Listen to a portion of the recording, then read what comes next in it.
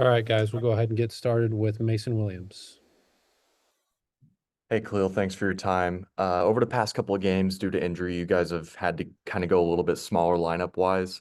What adjustment does that require of you guys, and kind of how have you handled the nuances that come with that? Um, just like Coach Woodson said, next man up. Everybody's got to be prepared, because your time can come at any moment. All right, Alex, then Jack. Well, the other night in the game, it seemed like you showed maybe a little bit more emotion than we've seen from you in the past. I guess what was behind that from you, and also, it also looked like kind of down the stretch you were, laboring a little bit physically. How do you feel now, having a couple days to just kind of get back in the flow of things after that one?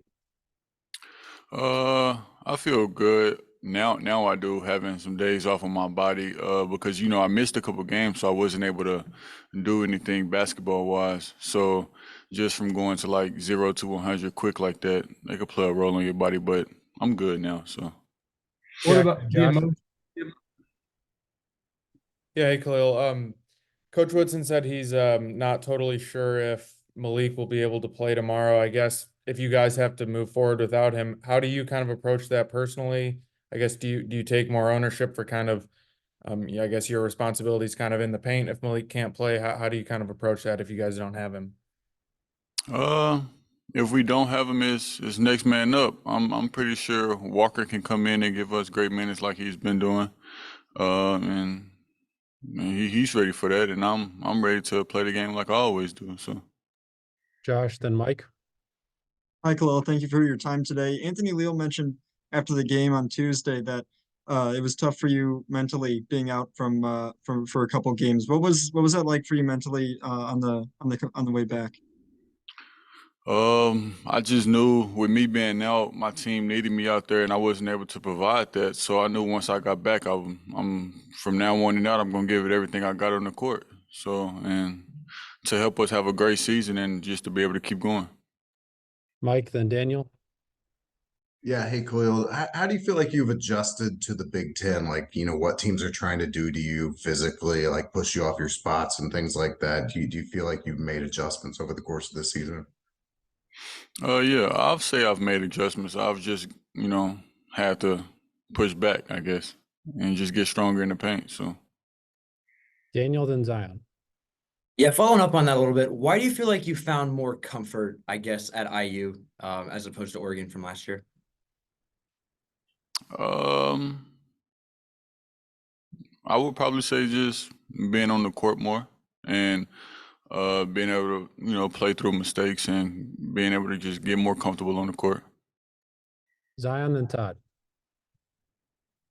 Hey, Khalil, when we're talking about those smaller lineups you guys may have to play if Malik can't go and what you guys do defensively, what do you see from the back line with your switching and the rotations that can maybe help that work on the back line defensively?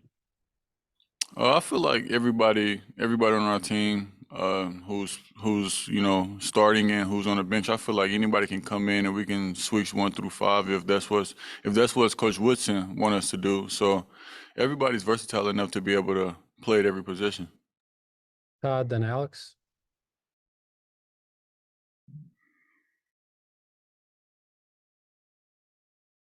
Go ahead, Alex.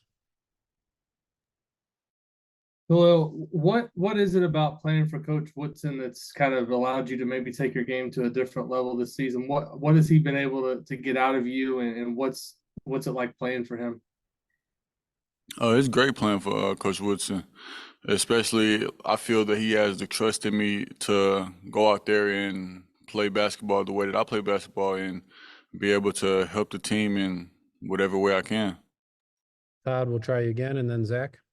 Yeah, sorry about that. Khalil, take me into the art of shot blocking. I know being big and athletic certainly helps your cause, but it's still a skill you have to develop. What's gone into it with you? Who's kind of developed that with you over time? How do you decide when to stay home, when to come out and block a shot? How has that kind of worked for you over your career?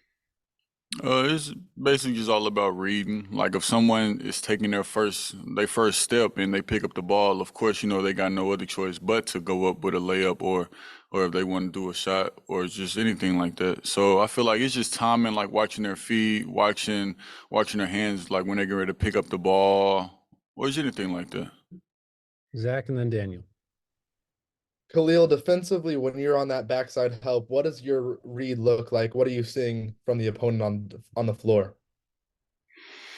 I'm looking to see if they're looking at the rim yet. Like if they're looking at the rim yet, and especially if their arms get ready to start go up. Like if their arms get ready to start go up, then I know that's when I can anticipate it more and just get ready to try to go block it.